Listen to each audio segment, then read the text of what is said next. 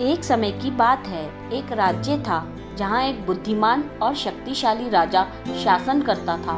राज्य के मंत्री भी उतने ही विद्वान और निष्ठावान थे। मंत्री की एक बेटी थी जिसकी शादी का आयोजन धूमधाम से किया गया। मंत्री ने राज्य के सभी महत्वपूर्ण लोगों को इस आयोजन में आमंत्रित किया, जिसमें स्वाभाविक रूप से राजा भी शामिल थे। शादी के दिन मंत्री के महल में एक विशाल आयोजन हुआ। राजा अपने दरबारियों और रक्षकों के साथ वहां पहुंचे। राजा साहब, आपका स्वागत है। कृपया यहाँ बैठें। धन्यवाद मंत्री जी, बहुत सुंदर आयोजन है। हर जगह खुशी का माहौल था। सभी मेहमानों का स्वागत किया जा रहा था और उन्हें बैठने के लिए उचित स्थान दिया जा रहा था। लेकिन तभी मंत्री की नज़र एक सफाई कर्मचारी पर पड़ी, जो गलती से मेहमानों के लिए आरक्षित एक कुर्सी पर बैठ गया। मंत्री ने उसे गुस्से में आकर डांटते हुए वहां से भगा दिया। अरे, तुम यहाँ क्या कर रहे हो? ये जगह मेहमानों के लिए है, तुरंत यहाँ से जाओ। माफ कीजिए मालिक, मैं अभी जा रहा हूँ। सफाई कर्मचारी ने चुपचाप वह जगह छोड़ दी, लेकिन उसका मन दुखी हो गया। अगले दिन राजा जब आधी नींद में था, सफाई कर्मचारी अपने काम के दौरान बड़बड़ाने लगा। उसकी बातों में मंत्री के खिलाफ गुस्सा था। मंत्री जी ने मुझे बिना वजह डांटा। कोई सम्मान नहीं है गरीबों के लिए।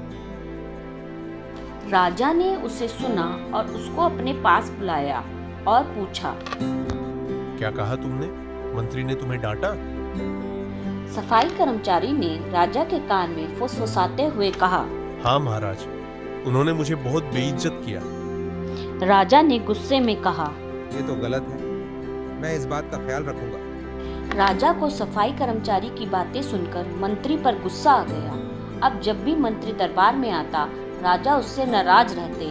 मंत्री जल्द ही समझ गया कि सफाई कर्मचारी ने राजा के कान भरे हैं। मंत्री सोचते हुए, राजा मुझसे क्यों नाराज हैं? शायद सफाई कर्मचारी ने उन्हें भड़काया है। मुझे कुछ करना होगा।